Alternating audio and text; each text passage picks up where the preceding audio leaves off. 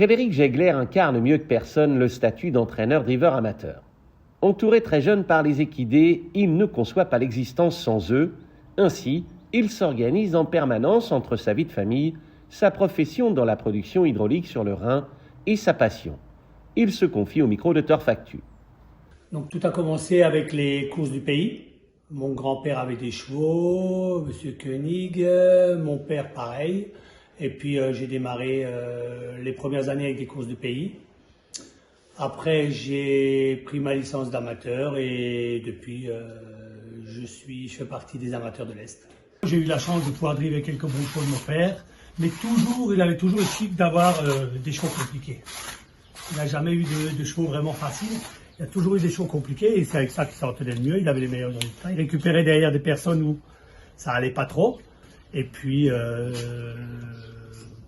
après les résultats, ça se faisait comme ça devait, quoi, hein, avec un peu de travail et beaucoup de patience sur les chevaux nerveux.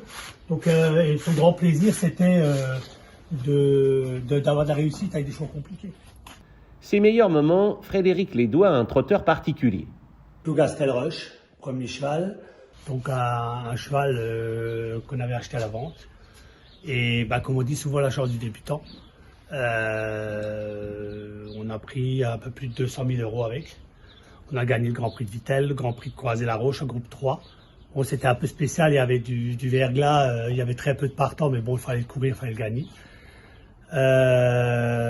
Grand Prix de Vittel, on a gagné 2 ou 3 fois à Lyon, on a gagné à Reims.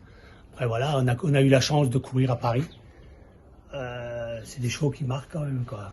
Frédéric a connu de la réussite également avec Rock Island, Isonzo, Lord Ramsès et en septembre dernier en tant qu'entraîneur avec Hurry Up de Hurt qui a triomphé à Strasbourg dans une belle épreuve associée à un jeune.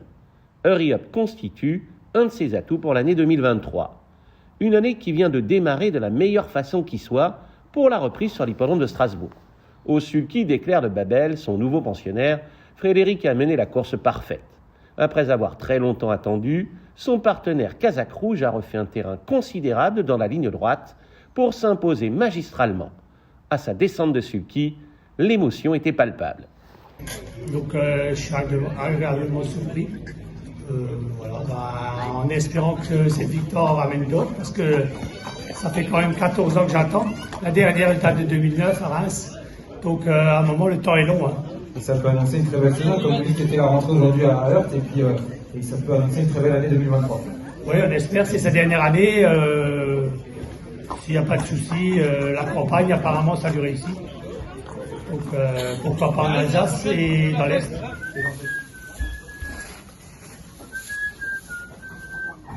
Ça reste une passion, ce qui permet d'aller aux courses sans forcément la pression des gens qui en vivent.